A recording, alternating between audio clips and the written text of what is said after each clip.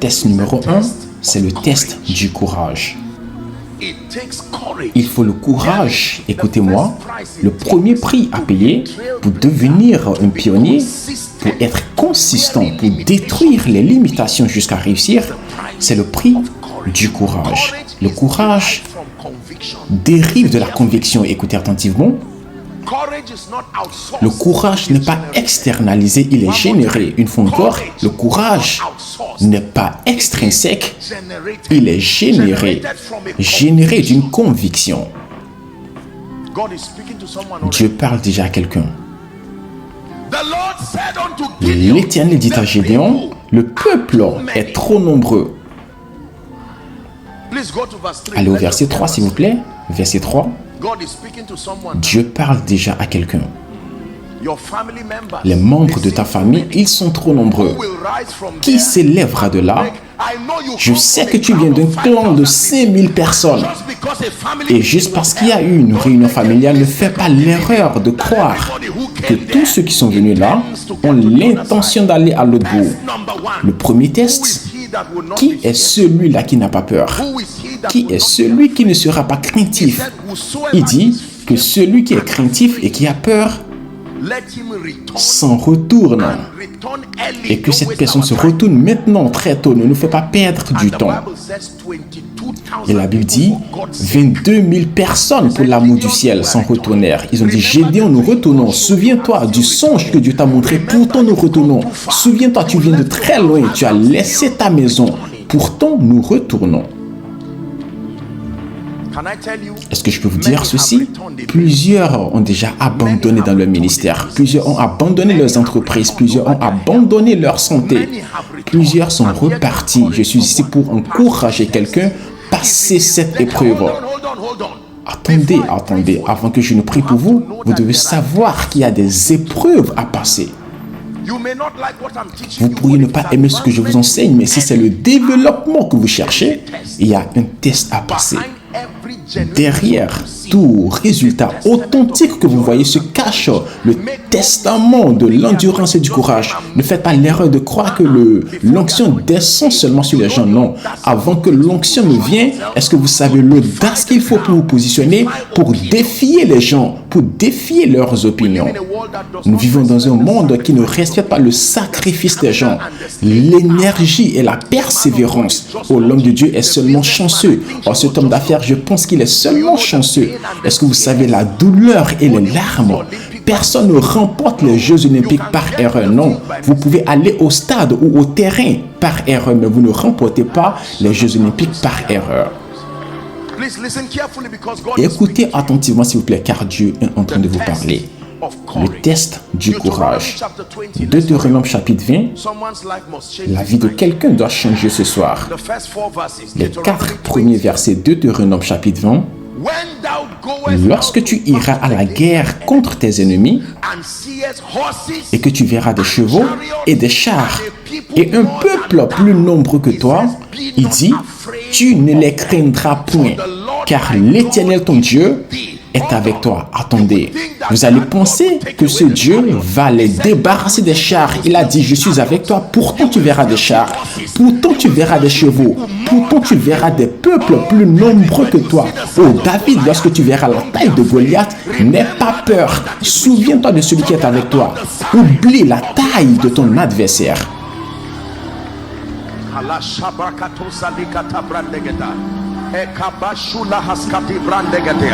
Oh, someone is ready to shake. Quelqu'un est prêt. Le diable va te pousser à te concentrer sur les Égyptiens, te concentrer sur les chars comme si Dieu n'était pas avec toi. Il a dit, attendez. Regardez s'il vous plaît. Regardez-moi s'il vous plaît. Le seul moyen de voir les chars et les chevaux, c'est lorsque vous sortez sur le champ de bataille, pas lorsque vous vous cachez derrière. Le courage de sortir. Enfin, c'est la raison pour laquelle vous allez voir des adversaires. Laissez-moi vous dire ceci, il y a des gens, vous pensez qu'ils n'ont pas de challenge. Ce n'est pas que le démon ne les attaque pas, c'est parce qu'eux-mêmes n'ont pris aucun pas de courage pour défier leur destinée. Comment savez-vous qu'il y a des autels qui vous attaquent? C'est parce que vous avez pris l'engagement d'être différent. Les autels vous ont entendu. Ils ont dit, nous avons empêché ton père. Nous avons empêché ta grand-mère. Qui est cet homme qui est en train d'émerger? Ou qui est cette femme qui est en train d'émerger?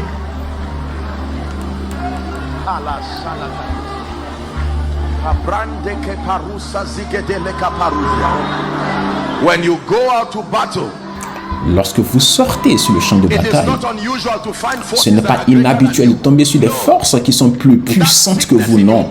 Cette maladie dans ton corps, les factures à payer, tu te tiens, en fait tu te lèves et tu prends la résolution que tout le monde dans ta famille vivait dans une maison à louer pour toujours, mais au nom de Jésus, je vais construire ma maison. Et tu demandes à combien puis-je acheter une maison? On te dit 30 millions. Et tu vas vérifier ton compte bancaire, tu vois que tu as seulement 4 000. Et tu te moques de toi comme un insensé. Souviens-toi que la jalousie de Dieu se tient à tes côtés pour te défendre. Asseyez-vous s'il vous plaît. Et il arrivera que lorsque vous vous approcherez ou lorsque vous irez à la guerre, il dit les sacrificateurs s'avanceront et parleront au peuple. Et il leur dira, écoute, ô peuple d'alliance, vous allez aujourd'hui livrer bataille à vos ennemis, que votre cœur ne se trouble point. Soyez sans crainte, ne vous effrayez pas. Ne vous épouvantez pas devant eux. Pourquoi? Verset 4. Car l'Éternel, votre Dieu, marche avec vous pour combattre vos ennemis. Pour combattre vos ennemis et pour vous sauver. Est-ce que je peux vous dire ceci? Demandez tout homme de Dieu que vous respectez. Demandez à votre homme de Dieu. Le fait de venir ici, écoutez, laissez-moi vous dire ceci. L'histoire des hommes, c'est l'exploit du courage, même au milieu de la douleur. Il y a des gens aujourd'hui, on leur a dit qu'ils n'allaient pas survivre certaines choses. Ils ont refusé, ils ont dit qu'ils ne vont pas mourir. Ils ont vu la mort encore et encore. Ils ont dit non, j'ai le choix. Mais j'ai pris la résolution, je ne mourrai pas. Il y a des gens qui ont refusé. Lorsqu'une porte se ferme, ils n'ont pas le temps de se lamenter. Ils forcent une autre porte à s'ouvrir. Nous vivons dans un monde où les gens trouvent du plaisir à justifier la médiocrité. Et ils s'asseyent là, ils utilisent des alibis justifiables pour expliquer leur statut. Notre maison a été détruite en 2007. C'est la raison pour laquelle je n'ai pas de maison jusqu'à présent. Cela ressemble à une réponse, mais ce n'est pas la bonne réponse. Écoutez attentivement, Dieu est en train de nous parler. Test numéro 1, c'est le test du courage. Que quelqu'un crie au nom de Jésus. J'ai la victoire sur la peur des opinions, la peur de l'échec, la peur du passé, la peur de l'avenir. Transformez cela en une prière maintenant. Transformez ça en une prière. Au nom de Jésus, j'ai la victoire sur la peur. J'ai la victoire sur la peur de l'avenir, la peur de la destinée, l'Éternel avec moi. Il se tient à mes côtés.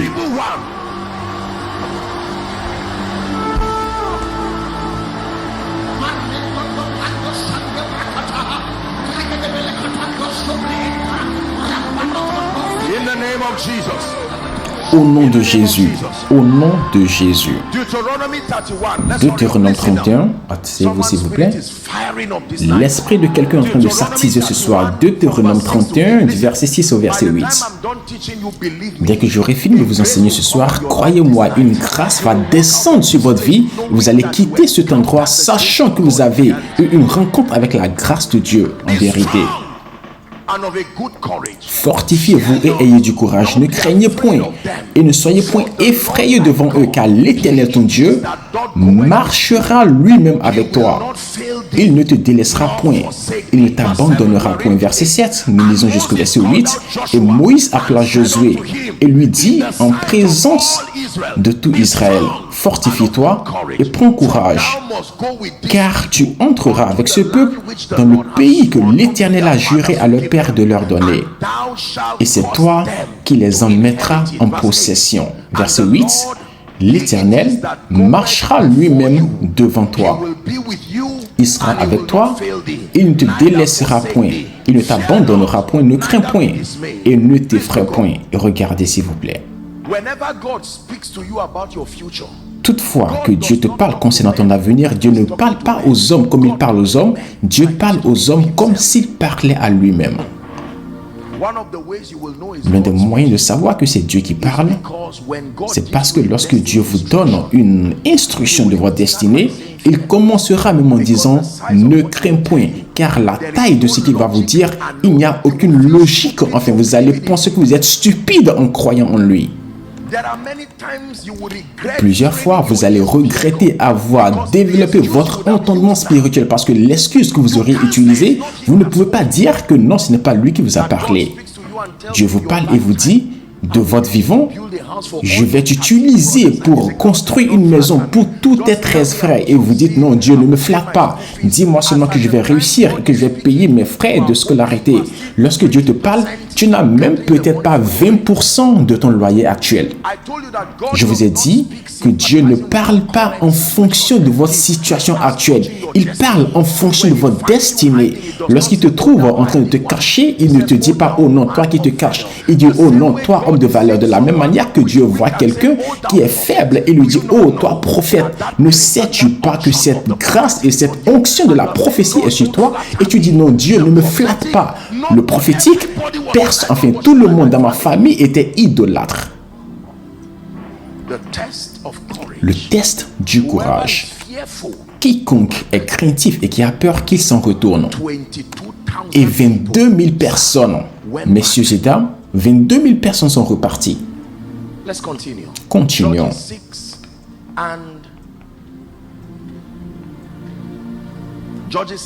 Juge chapitre 7. Maintenant, verset 4. Êtes-vous prêts? Alors, le premier test est le test du courage. Je vais peut-être rajouter 2 écritures pour renchérir ce point du courage. 2 Timothée 1, verset 7, une écriture très populaire de Timothée 1, 2 Timothée 1, verset 7. Car Dieu n'a pas donné à Adé l'esprit de timidité. Cela signifie que la peur est un don. Regardez-moi.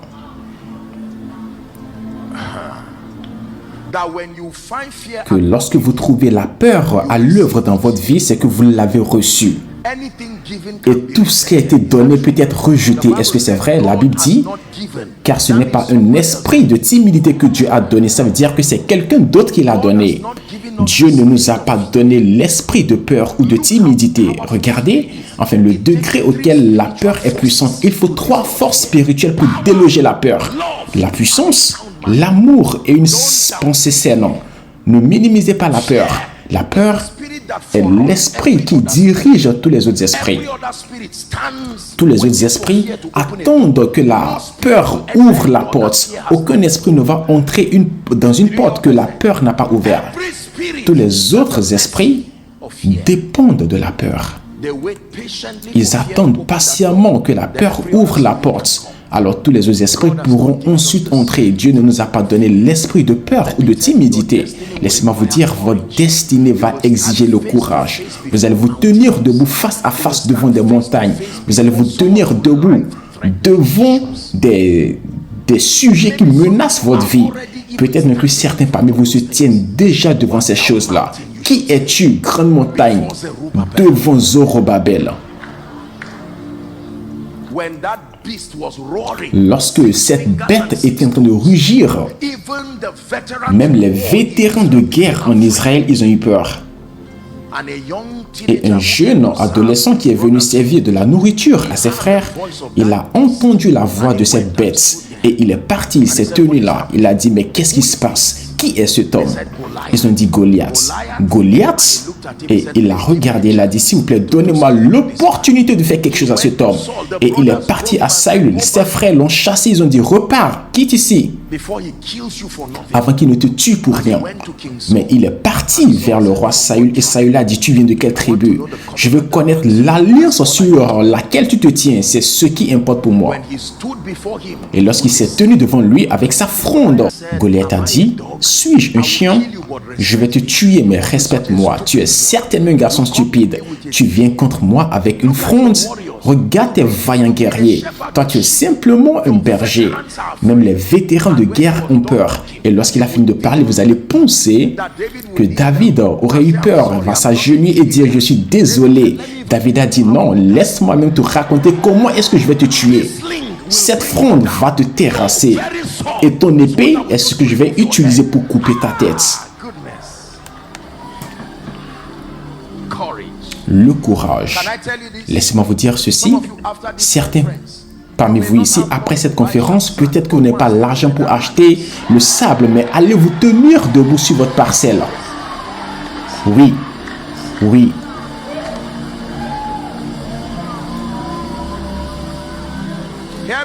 Écoutez-moi. Vous n'avez peut-être pas encore un ministère et personne ne vous sollicite, mais allez dans la forêt là où se trouve votre audience, tenez-vous là et gardez votre verge et commencez à prêcher comme je l'ai fait plusieurs années plus tôt. Décrétez, déclarez par l'esprit, travaillez votre onction là, travaillez votre talent dans la forêt, travaillez votre onction là-bas, parce que tôt ou tard, celui qui ferait le chemin va frayer le chemin pour vous.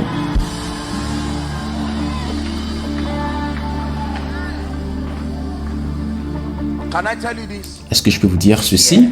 La peur garde les gens en captivité. Hébreux 2, verset 15. Et pour délivrer ceux qui par la peur de la mort étaient toute leur vie, ça veut dire que, enfin, la peur peut garder en captivité la vie entière d'un homme, de sa naissance jusqu'à sa mort. La peur peut littéralement posséder ta vie entière, pas seulement une phase de ta vie, non, mais toute ta vie.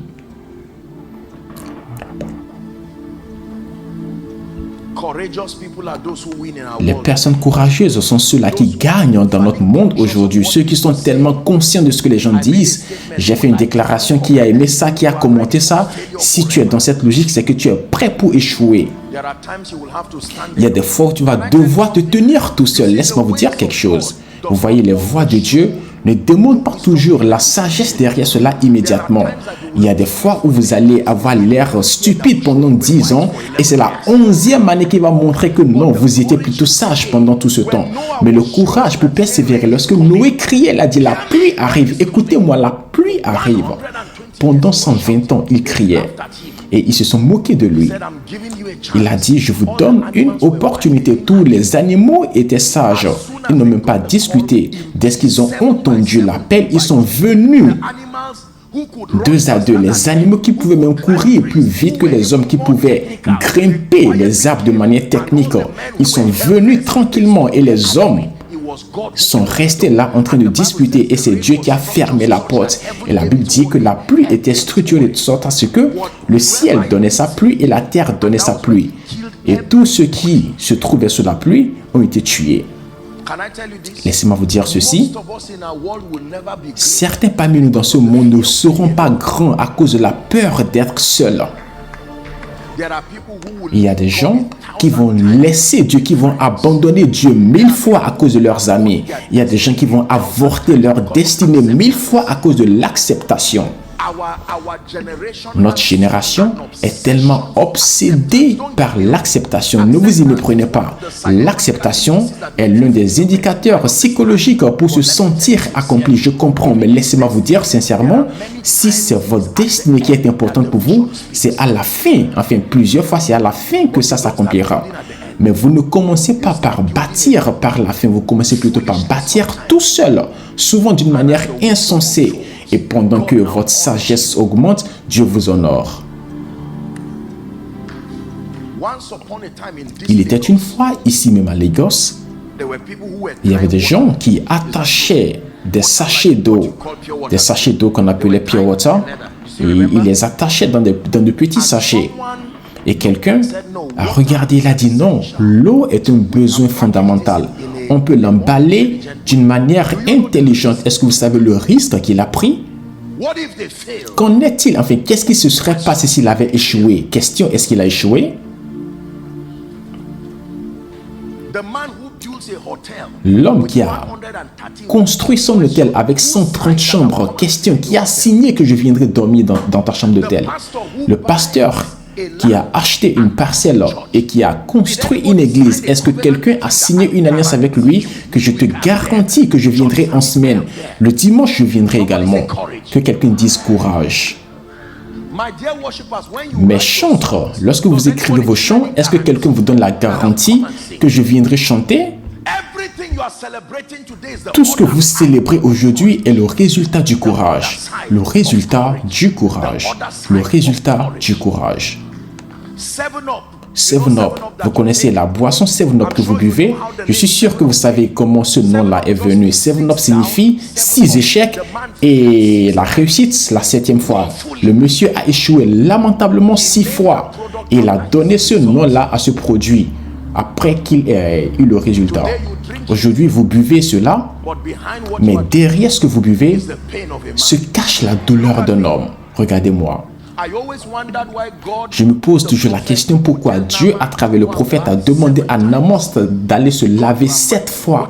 Dieu, tu es puissant. C'est quoi le chiffre 7?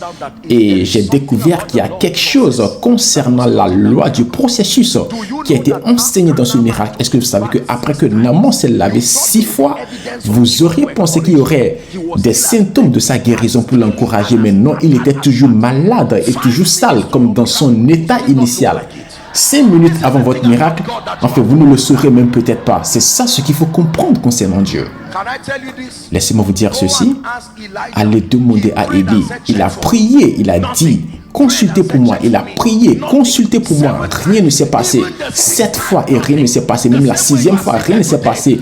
De la même manière que tu as 6 aujourd'hui, tu ne sais pas si c'est peut-être demain que la prophétie est écrite et que tu vas te réjouir. Mais tel que tu es là actuellement, rien ne marche encore dans ta vie. My deliverer is coming. My deliverer is standing by. My deliverer is coming. My deliverer is standing by. The prophet said by Le prophète a dit à cette même heure, demain, vous auriez pensé que des nuages vont se former et la nation d'Israël va dire non, il y a des nuages qui se forment. Mais après que le prophète a parlé, je suis sûr que lui-même il est reparti, il a dit Dieu, j'ai parlé, ne laisse pas ce peuple-là me tuer. Une femme qui pouvait manger son enfant, est-ce que c'est le prophète qu'elle ne va pas manger?